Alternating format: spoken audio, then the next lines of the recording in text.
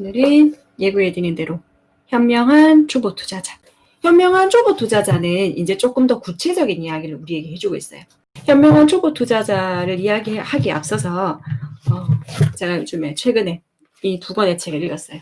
책은 평소에도 많이 읽지만 좀 급하게 조금 읽었던 책이 요 내일의 부라는 책을 알파편, 오메가편을 읽었는데 첫 도입 부분에 보면 이렇게 시작돼요. 이게 조던 김장섭 씨가 지은 책이고요. 다가온 100세 시대에 준비하지 않으면 너무 오래 사는 건 불행이다. 그러면 우리가 100세 시대에 어떻게 살아야 하느냐. 여기서는 경제적인 안정이 기반이 되어야지 행복한 장수 오래 사는 오래 사는 것이 축복일 수 있겠죠. 그죠? 이 저자는 이렇게 얘기하고 있어요. 생산수단에 대해서, 자본주의 사회 속에서 생산수단을 가지는 이 생산수단에 대해서 이야기를 하면서 생산수단의 특징을 세 가지를 이야기하고 있어요. 생산수단의 특징. 생산수단의 특징을 이야기하는데 예를 들면 생산수단은 토지, 노동, 자본이 있을 수 있는데 그래서 이 생산수단의 특징은 불멸성, 내재성, 보유성이라고 얘기를 하면서 제가 그래서 불멸성에 대한 이 부분에서 정말 탁 한 대 맞은 것 같은 느낌을 받았던 게 이 저자는 썩는 것과 썩지 않는 것을 이렇게 구분하더라고요. 썩는 것과 썩지 않는 것. 그래서 썩지 않는 것으로 주식, 토지, 예금, 이자, 채권을 이야기하고 있어요. 썩지 않는 것. 그러니까 불멸 계속 갈 수 있는 것. 근데 썩는 것은 무엇이냐 하면 부동산을 썩는 것이라고 표현을 하셨더라고요. 그래서 썩는 것, 아파트와 상가. 근데 우리 국민의 정말 많은 분들이 부동산으로 본인의 재산을 증식하고 있다라고 생각을 하고 살아가시잖아요. 저 역시 그렇거든요. 근데 이 책을 읽으면서 그래, 부동산도 세월이 지나고 나면 다시 재건축을 해야 되고 다시 손을 대야 되는 그런 부분. 세입자 만약에 월세를 받는다면 세입자가 더 이상 들어오지 않는 주택은, 세입자가 더 이상 들어오지 않는 아파트는 생산수단이 아닐 수 있는 거예요. 월세가 더 이상 들어오지 않는 부동산은 생산수단이 아닌 거예요. 그러면서 들었던 생각이 그래, 정말 주식을 해야 한다. 그러니까 주식인 거예요. 주식, 예금, 이자, 채권, 토지는 조금 조심스러운 게 토지를 사면 우리가 부가 언젠가는 개발이 되고 언젠가는 이것이 우리 엄청나게 부를 가져다 줄 거라는 건 알지만 자칫 잘못하면 나의 땅이 아니라 나의 후손 땅이 돼버리는 게 토지일 수도 있거든요. 토지도 정말 잘 사야 돼 있는 거기 때문에 토지는 조금 조심스럽습니다만 저도 이제 또 토지에 대해서도 한번 공부를 할게요. 토지, 경매 이런 것도 이야기를 할 건데 일단 우리는 주식 먼저 얘기합시다. 현명한 초보 투자자는 정말 명확하게 이야기를 해줘요. 우리가 두 권의 책, 주식 투자 이렇게 하라랑 투자에 대한 생각, 하버드 막스 책 같은 경우에는 조금 구체적으로 잡히는 게 조금 없었잖아요. 근데 이 현명한 초보 투자자 같은 경우에는 정말 명확하게 우리에게 이야기를 해주고 있거든요. 여기 맨 첫 부분에 나오는 7단계 이야기해 보겠습니다. 주식 투자로 돈을 벌기 위한 7단계. 첫 번째, 계좌를 개설한다. 두 번째, 검색 기능을 사용해서 유망한 종목을 걸러낸다. 여기서 기본적인 검색 요건은 PER, PBR. 요건 조금 이따 후반부에 제가 자세히 설명을 드릴게요.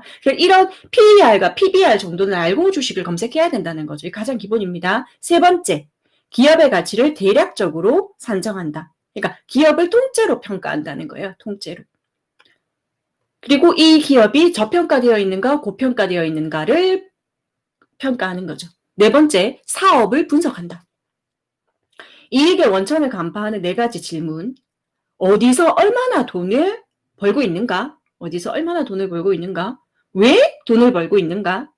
앞으로 돈을 버는 구조에 변화가 있을까? 앞으로 얼마나 더 벌 수 있을까? 이익을 내고 있는 기업의 성공 유형을 파악해야 합니다. 다섯 번째, 주가가 오르는 계기를 생각한다. 주가가 오르는 대표적인 계기에 대해서 아는 거죠. 왜 이 주식의 주가는 오르는 걸까? 5단계, 주가가 오르는 계기를 생각하는 거고요. 6단계는 매수하는 겁니다. 이런 다 평가가 끝난 다음에 사는 거예요. 매수. 그 다음에 7단계, 매도. 나의 이익을 생각하고 매도하여 이익을 확정한다. 그리고 다시 주식을 사는 이 단계를 계속 반복하는 거죠. 이 책 정말 괜찮아요. 이 책 정도는 읽고 항상 갖고 계시면서 이렇게 보셔야 돼요. 너무 현실적으로 설명이 잘 되어 있는 거거든요. 그래서 하나하나 이야기해 보도록 하겠습니다. ROE는 PBR 나누기 PER이다. 제가 조금 뒷부분을 좀 설명해 드릴게요. 이렇게 이 기업의 가치, 기업이 이익을 내는 것들을 기업들이 계속 우리들이 볼 수 있는 정보를 제공해 주고 있거든요. 그래서 네이버 주식창 정도에서도 네이버 주식창의 토론창만 보지 마시고요. 외국인이 샀나 안 샀나, 외국인이 팔았나 안 팔았나 이것만 보시지 말고 제발 PBR과 PER을 분석하셔서 이 기업의 가치를 제대로 인식하신 다음에 들어가셔야 돼요. 제발 이 주식이 괜찮다더라라는 그런 소문만 듣고 들어가지 마세요. 네, 카카오 괜찮다더라, 삼성 괜찮다더라가 아니라 삼성의 회사 자체, 삼성의 기업 가치에 대해서 내가 분석을 하고 카카오의 기업 가치에 대해서 분석을 하고 네이버 기업 가치에 대해서 분석을 하고 들어가셔야 돼요. 그래야지 어떠한 일이 있어도 내가 분석했는 것을 믿고 갈 수 있는 거죠. 다른 사람의 말 듣고 나의 소중한 돈을 맡길 수는 없는 거거든요. 그래서 주식의 투자로 돈을 버는 것은 이렇게 되게 쉽게 퀴즈처럼 시작을 해요. 정말 쉽게 되어 있거든요. 한번 질문해 볼게요. 오늘은 보너스 날이다. 기분 좋게 이번 분기 좋은 실적을 거두어서 1,000만 원의 보너스를 받았다. 그러면 여러분은 그 1,000만 원을 어디에 쓸 것인가? 1번 슬롯머신, 2번 경마, 3번 복권, 4번 생명보험, 5번 정기예금, 6번 부동산 투자, 7번 예화예금, 8번 주식 투자. 우리가 지금 주식 투자를 이야기하고 있으니까 주식 투자를 선택하시겠죠. 그죠? 사실 1,000만 원으로 할 수 있는 것은 사실 1,000만 원도 아니죠. 100만 원으로 우리가 할 수 있다고 쳤을 때는 주식밖에 없습니다. 그죠? 그래서 앞부분에서는 우리가 주식을 해야 된다라는 것에 대해서 이 8가지를 비교해서 이야기를 하고 있거든요. 그 다음에 주식으로 돈을 버는 구조에 대해서 이야기를 합니다. 모든 주식 투자자들이 이야기하고 있는 거. 기본은 뭐죠? 싸게 사서 비싸게 팔아라. 그래서 싸게 사서 비싸게 팔고 다시 또 많은 종자를 사고 또 싸게 사서 비싸게 팔고 또 다시 더 많은 종자를 사고 싸게 사서 비싸게 팔고 더 많은 종자를 사고 이렇게 스노우볼을 만드는 거. 위에서 굴러내렸을 때 스노우볼이 굴러 그러면서 큰 눈덩이가 되는 것처럼 복리 효과를 누리는 것처럼 우리가 해야 되는 거예요. 그러면 주식이 원래 어떤 가격이 되어 있고 이 가격보다 싼가 이 가격보다 비싼가. 그래서 저평가되어 있는 걸 사서 그만큼의 가치가 되었을 때 내려놓으면 되는 거거든요. 근데 되게 이슈되는 것들 중에 정말 이렇게 표현한 거는 쓰레기 주식도 많아요. 쓰레기 주식도 많은데 테마주 이래가지고 막 들어가는 그런 것들은 사실은 복권과 다르게 한 개도 없는 것 같아요. 그리고 주식에 대한 타당한 가격은 뭐냐 하면 그 기업의 가치를 알아야 돼요. 그 기업의 가치. 정말 핵심만 모아놓은 책이기 때문에 3번째 책으로 제가 선정을 해놓은 겁니다. 꼭 앞부분 읽으시고요. 만약에 못 읽으셨다면 제가 올려놓은 영상들 꼭 보시면 좋겠어요. 그래서 투자의 원리는 굉장히 간단합니다.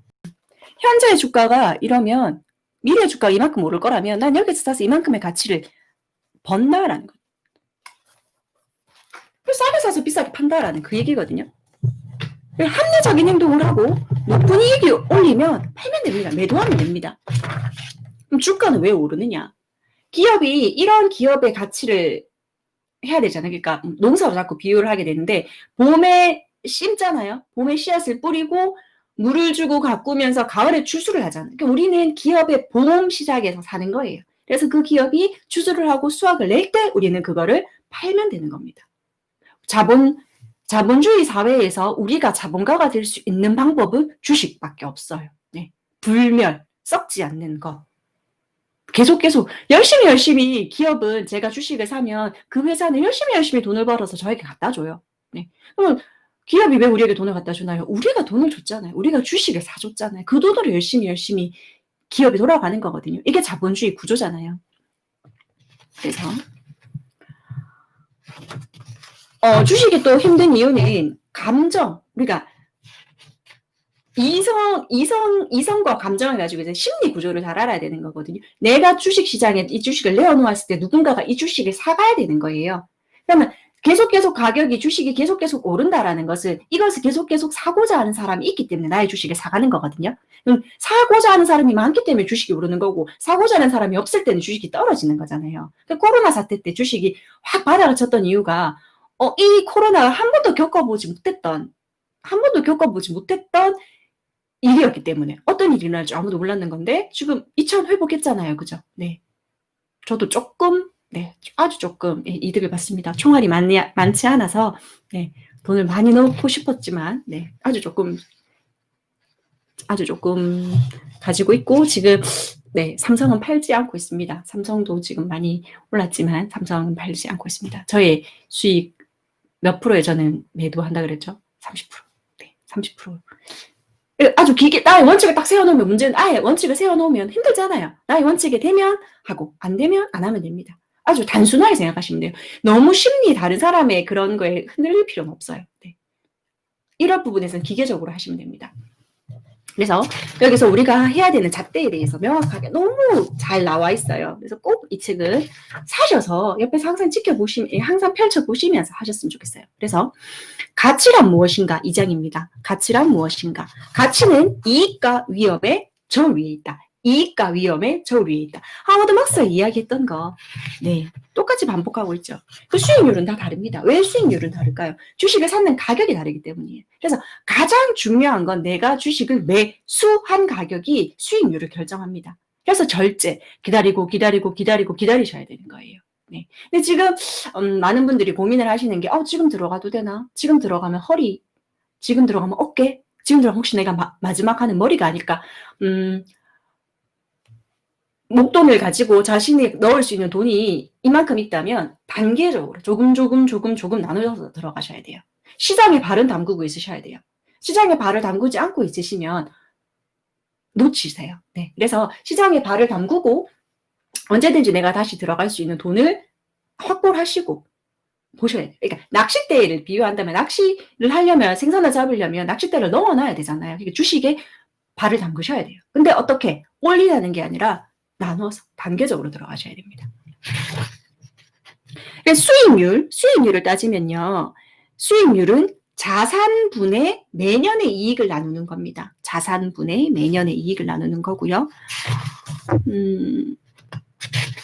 그러면 지금 우리가 현명한 초보 투자자를 잃는 가장 큰 이유가 기업의 적정 주가를 계산할 수 있기 위해서 이 기업의 적정 주가가 얼마지? 이 기업의 적정 주가가 얼마인데 지금은 얼마일까를 계산하기 위해서 지금 우리가 이 책을 읽는 거거든요. 제가 이 책을 가지고 온 이유도. 그럼 적정 주가를 계산하실 수 있어야 돼요. 다른 사람의 얘기가 아니라 내가 이 기업의 적정 주가를 내가 계산했을 때 그러면 그냥 주관적인 판단을 하는 게 아니라 이 현명한 초보 투자자에서 제시하고 있는 것을 한번 이야기해 보겠습니다. 모두가 타당하게 여기는 수익률을 기대 수익률이라고 하고요. 가치는 위험과 수익률로 결정됩니다. 주가의 하락보다 높은 수익률을 얻을 수 있는 기회를 생각하셔야 되고요. 수익률이 크게 자치는 그렇게 큰 의미가 없어요. 그 수익률이 크게 나더라도 적게 나더라도. 그래서 주식을 하는 것이나 예금을 하는 것이나 다르지 않다라고 저자는 이야기하고 있어요. 예금은 일정 금액을 은행에 맡겨놓고 은행에게 확정 금리를 받는 게 예금이잖아요. 그 예금이 이제 복리식으로 넘어간다면 주식이라는 거 역시 어떤 회사에 대해서 내가 그 돈을 넣어놓는 거예요. 그 돈을 넣어놓고 그 돈에 대해서 나에게 회사마다 조금 다르긴 하지만 매년 얼마씩 돈을 줄 수도 있고 그것을 수익을 낼 수도 있는 거죠. 그러면 문제는 뭐냐면 주식과 예금을 똑같이 보려면 내가 이 기업을 얼만큼 분석했고 내가 이 기업을 얼만큼 믿을 수 있냐는 거거든요. 코스피가 막 붕괴돼가지고 막 1400까지 떨어졌을 때 내가 믿었던 기업이라면 흔들리지 않아요. 근데 왜 사람들이 다 빠져나오느냐? 내가 제대로 분석한 기업이 아니거든요. 내지는 외국인 같은 경우에는 이미 수익을 많이 봤어요. 외국인 같은 경우에는 이미 수익을 많이 봤기 때문에 외국인 같은 경우는 코로나 사태가 막 심하게 터졌을 때는 현금을 가지기 위해서 이제 팔았던 거죠. 워렌 버핏 같은 경우에도 장기 투자 얘기하지만 이 코로나 사태가 터지기 전에 이미 많은 것들을 매도했었다라고 이야기를 하고 있잖아요. 그러니까 이 기업을 내가 분석하고 내가 믿을 수 있어야지만 이거 이꼬르 예금이 되는 거예요. 주식과 예금이 같은 거라는 것은 내가 이것을 믿을 수 있는 회사, 내가 많이 연구해본 회사일 때만 네, 그 말이 맞아 떨어지는 거죠. 네. 그래서 현금을 너무 좋아하지 마라. 주식의 투자 본질은 가치 교환에 있다. 주식의 투자 본질은 가치 교환에 있다. 그러니까 예금을 조금 더 사람들이 선호하는 이유가 안정성이 있는 이유가 은행에 그대로 가져갔을 때 그만큼의 현금을 그만큼의 돈을 가져올 수 있기 때문이죠. 약속된 그 이자를 받을 수 있기 때문이죠. 주식이 조금 더 위험하다라고 생각하는 이유는 그게 제로가 될 수도 있는 거예요. 제로가 될 수도 있어요. 정말. 코스피가 막 붕괴되고 이럴 때 제로가 될 수도 있어요. 하지만 가지고 있어야죠. 가지고 있어야죠. 플러스 30의 수익률을 낼 수도 있지만 마이너스 30이 될 수도 있어요. 하지만 내가 이걸 믿는다면 가지고 있어야 되는 거잖아요. 제가 주식을 할 때 가장 기본은 뭐라 그랬어요? A, B, C, D 통장을 가지고 이 금액만큼은 내가 주식 투자를 하겠다라는 돈으로, 용감한 돈으로 하기 때문에 우리는 문제가 될 거 없는 거예요. 용감한 돈이니까. 네. 근데 이게 용감한 돈이 아니라면 이런 하락장에서는 쫄리는 거죠. 뺄 수밖에 없는 거죠. 그러니까 절대 대출을 하시면 안 돼요. 절대 대출로 주식 하시면 안 됩니다. 주식으로 망했다, 주식으로 뭐 말아먹었다라는 사람들은 공부 안 하고 남의 돈 빌려서 넣은 사람들이에요. 우리가 현명한 투자자가 되어야 하고요. 자본주의 사회에서 자본가가 될 수 있는 방법, 평범한 사람이 자본가가 될 수 있는 유일한 방법은 주식입니다. 네. 그래서 기업을 통째로 평가하라. 기업을 통째로 평가하라.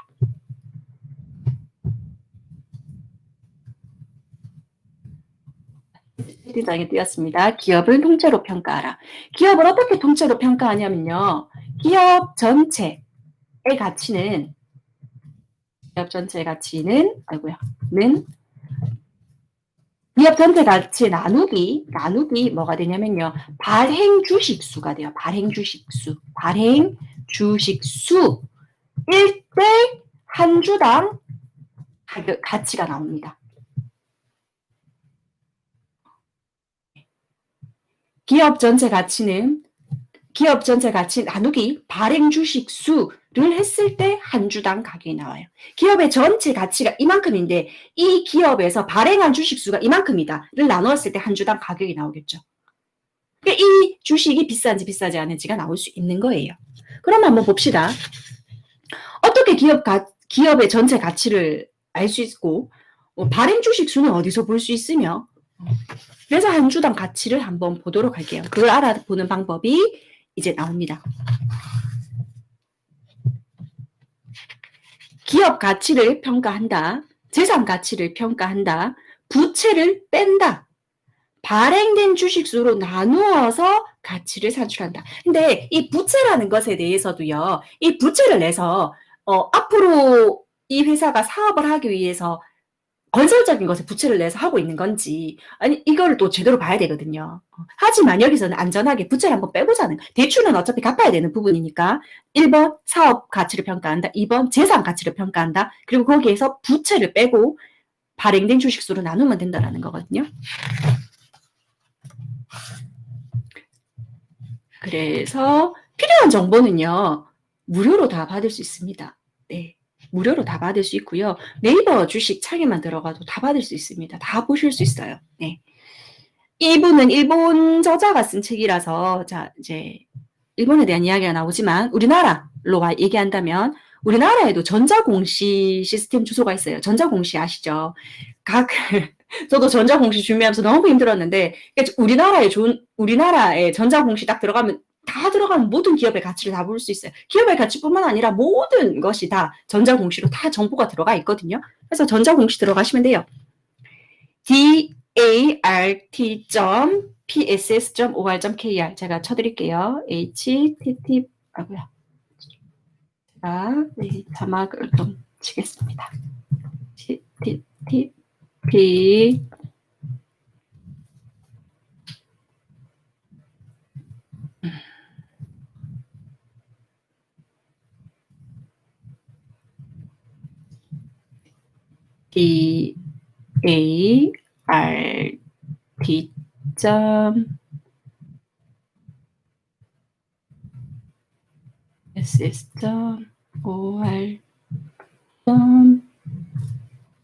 dart.ss.or.kr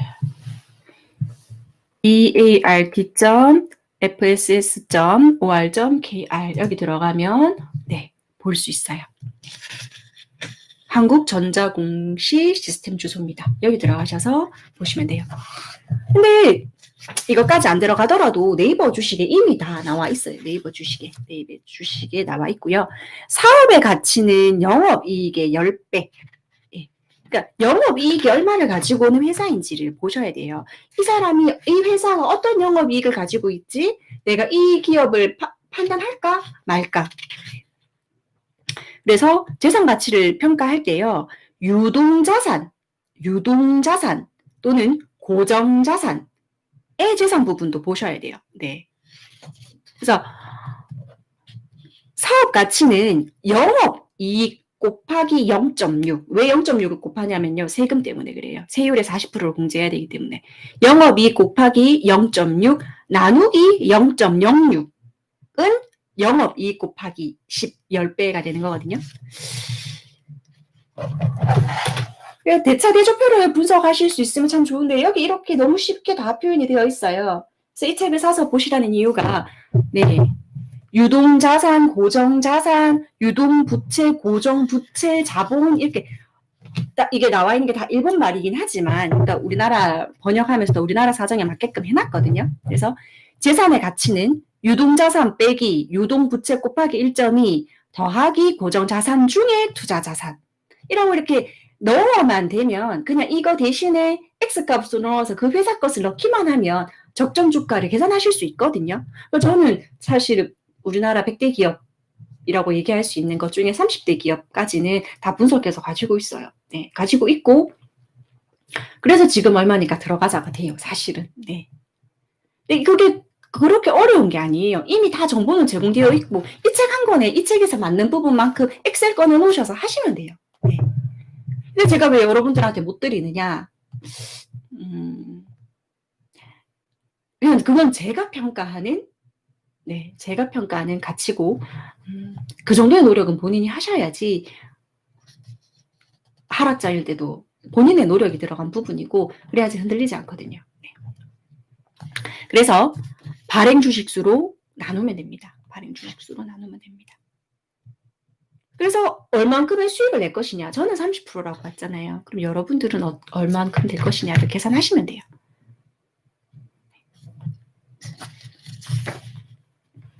이제 나왔습니다. PER과 PBR, ROE의 관계에 대해서는 제가 30분이 넘었는데 좀 더 할까요? 예, 요거 다 끝내고 요 책은 오늘 끝낼게요. 그래서 다시 한 번 더 얘기하면 기업을 통째로 평가한다. 기업의 가치를 산정해서 사업의 가치와 재산의 가치를 더한다. 사업의 가치는 영업의 이익의 10배로 넣는다. 재산의 가치는 유동부채의 1.2배를 뺀 유동자산과 고정자산 중 투자자산을 더한다.